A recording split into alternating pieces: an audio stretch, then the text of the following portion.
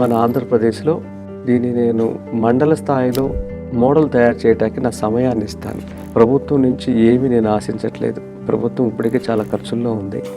నాకు దేని అవసరం లేదు. నా సమయాన్ని ఇస్తానని బహిరంగంగా మళ్ళీ ఒక లెటర్ పంపించారు. ఈ లెటర్కైనా పిలుస్తారని నమ్మకం నాకు ఉంది ఏదో నాటికి, లేకపోతే మీలాంటి ఛానల్ ద్వారా చూస్తారనేది. మీ ఛానల్ చూసే వాళ్ళందరూ కూడా ఫిబ్రవరి మంత్ ఎండింగ్ నుంచి మార్చి మంత్ ఎండింగ్ నెల రోజుల పాటు పంటలు తీసే సమయం. ప్రధానమైన పంట పసుపు, అరటి, ఇంకా వట్టి వేరు ఇవన్నీ తీసేది.